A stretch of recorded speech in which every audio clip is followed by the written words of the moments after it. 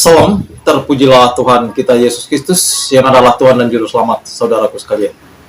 Dan pada kesempatan ini teman-teman, seperti video cuplikan berikut ini adalah pertanyaan seputar ketuhanan Yesus.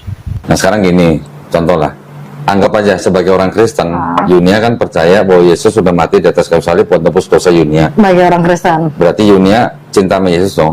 Iya. Iya dong. Misalnya Yunia dikasih kesempatan ngelihat Yesus mau disalib, kira-kira Yunia lari seperti murid lain, atau nolong Yesus supaya nggak disalib, atau bantuin tentara Romawi salib Yesus? Ya kalau kita percaya sama dia, harus kita nolongin dia lah. Nolongin supaya disalib? Supaya enggak. Oh, supaya nggak disalib. Supaya nggak disalib. Berarti kita juga, Terus kita kalau, mengorbankan diri kita juga gitu loh. Kalau Iya. emang kita percaya sama dia juga gitu. terus ya. kalau nolong Yesus supaya nggak disalib, nggak ditebus dong dosanya? Oh, makanya. Ya makanya. Bingung juga aku deh. Ya makanya. Dan pertanyaan-pertanyaan seperti dalam video ini. Ini adalah menggambarkan bahwa ini adalah asumsi dan ini adalah pertanyaan berandai-andai yang tidak ada dasar dan landasannya. Sehingga boleh saja siapa bisa menjawab. Dan itu adalah merupakan jebakan Batman daripada si Ustadz Donditan ini. Ya. Nah, kenapa saya mau membahas? Karena Yesus Kristus yang kita sembah adalah Tuhan. Dia adalah juru selamat.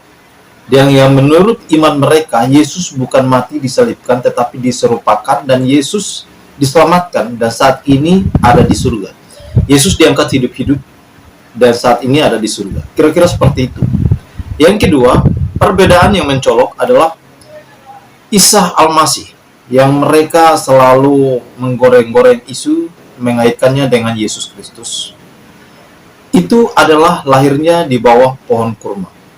Sedangkan Yesus Kristus yang kita sembah sebagai Tuhan dan Juru Selamat bukan di bawah pohon kurma, tetapi di kandang domba di Bethlehem. Dan kalau kita melihat perspektif ini sangat berbeda, ya. Sekalipun nama Isa Al-Masih memang itu adalah berasal dari bahasa Ibrani, ya, Ibrani, yaitu Yeshua HaMashiach. Di dalam bahasa Yunani, Kristus, dan kita kenal dia adalah Yesus Kristus. Tetapi di dalam latar belakang dan sejarah bahkan keturunan Yesus Kristus, Isa Al-Masih yang mereka akui, itu berbeda dengan kitab suci Alkitab yang kita punya.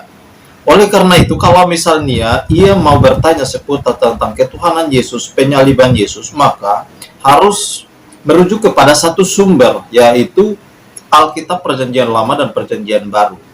Nah, kita melihat bahwa perbedaan yang mencolok inilah yang kemudian menurut saya tidak cocok untuk kita meladeni para apologet-apologet Muslim ini. Karena sesungguhnya mereka hanya mencari pengikut dan untuk membodohi banyak umat, dan juga salah satu trik untuk memancing umat-umat Kristen ketika tidak bisa menjawab pertanyaan-pertanyaan mereka. Mereka menganggap bahwa Tuhan yang kita sembah atau Alkitab yang kita punya itu adalah palsu, gitu ya. Nah, oleh karena itu teman-temanku sekalian, ini adalah sanggahan saya terhadap pengajaran ataupun podcastnya si Ustadz Donditan ini dengan seorang wanita seperti dalam video tadi. Bahwa itulah pertanyaan. Sehingga kita melihat bahwa seorang wanita itu narasumbernya semakin bingung dan tidak bisa menjawab. Karena saya tidak pernah, karena pertanyaan, menurut saya, pertanyaan seperti itu adalah pertanyaan anak-anak TK. Mari kita bermain-main aja, ya, berasumsi dan berandai-andai aja. Jadi apa yang dilakukan oleh si Ustadz Donditan, memang saya sering mengikuti, ya, konten-kontennya, apalagi podcast-podcastnya, dengan mengatakan bahwa banyak pendeta yang kemudian dia syahadatkan dan masuk Islam. Ya, itu adalah pendeta-pendeta keluaran, pendeta-pendeta yang bermunculan, yang mungkin saja pemahaman tentang kitab suci Alkitab itu tidak mendasar, ya. Bible studinya kurang pas, Bible studinya kurang, ya. Sehingga hanya kulit-kulitnya doang, tetapi tidak memahami dan mengerti esensi daripada firman Tuhan, kitab Perjanjian Lama, Perjanjian Baru itu. Nah, itu saya teman-teman sangat saya terhadap Ustadz Donditan, dan semoga video ini juga boleh dapat menjadi mengedukasi supaya kita tidak mudah terpancing dengan pertanyaan-pertanyaan daripada polemikus-polemikus muslim ataupun apologet-apologet muslim seperti Yonatan Nanda, ya, Ustadz Donditan, bahkan juga ya Ustadz Kainama, ya Waloni, banyak teman-teman. Dan kita melihat bahwa semakin mereka bingung ya dengan mencari persamaan-persamaan di dalam kitab suci Alkitab, tapi di sisi lain juga mereka mengatakan bahwa kitab Alkitabnya orang Kristen itu palsu. Di sisi lain mereka mengakui ayat-ayat tertentu yang ada hubungan dan ada kaitannya dengan nubuatan kedatangan Nabi Muhammad. Ini sangat aneh menurut saya.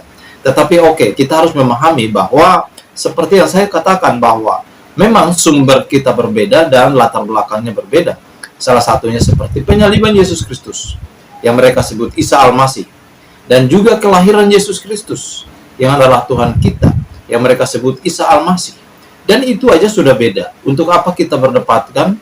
Untuk apa kita berdebatkan? Kita memaksakan asumsi-asumsi itu, ya. Apalagi asumsi-asumsi mereka itu tidak mendasar. Jadi kalau misalnya mereka tetap mempertahankan bahwa Isa Al-Masih itu dilahirkan di bawah pohon kurma, bahkan bukan mati di atas kayu salib, tetapi diangkat hidup-hidup atau diselamatkan atau diserupakan, maka jangan kutip ayat-ayat kitab suci Alkitab karena tidak ada hubungannya dengan itu. Carilah sumber-sumber yang berhubungan dengan Isa Al-Masih yang dilahirkan di bawah pohon kurma. Kira-kira menurut saya seperti itu. Itulah sanggahan saya teman-teman. Kiranya Tuhan Yesus menolong, memberkati kita semua.